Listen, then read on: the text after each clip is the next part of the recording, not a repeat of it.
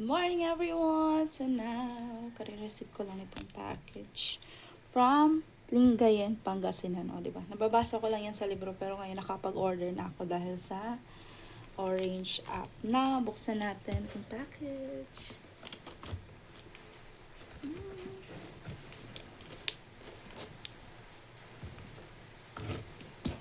Oh my gosh. Siyempre, tinakpan ko na yung name natin dyan. Nakakahon pala siya. Akala ko ano lang siya. Parang marami yata yung na-order ko. It smells sea. It smells sea.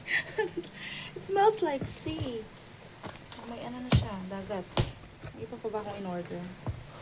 Okay, so first one is we have the asin. Dito kung ano man ha, asin yan siya.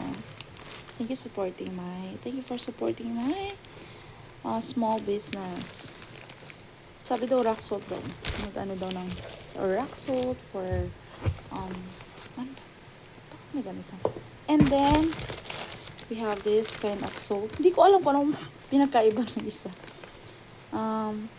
Rich in ocean minerals, non-iodized, no iodine, so pure natural fresh. So this, amoy talaga siya asin ay. Amoy ginamos. I don't know what's ginamos. And then we're gonna check kung magkano siya.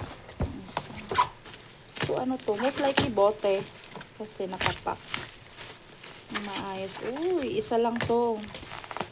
Ayan. Naka-carton pa. Oh, diba? Saan ka pa? Naka-carton, naka-bubble wrap, and then ayan, may buko. Okay.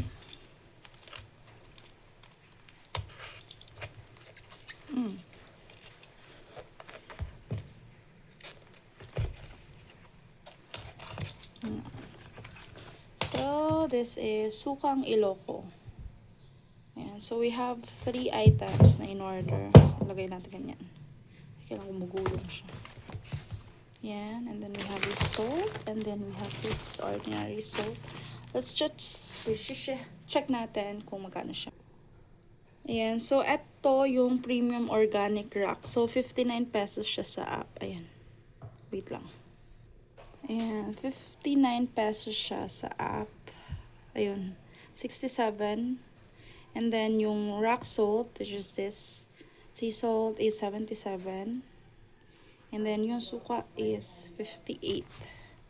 58 pesos siya. So, yung ano niya is, meron sa shipping fee na 80 pesos. Actually, pero may discount na 55. So, yan yung total natin. 270 ng gano'n na yung pack niya. So, very nice. Amoy dagat.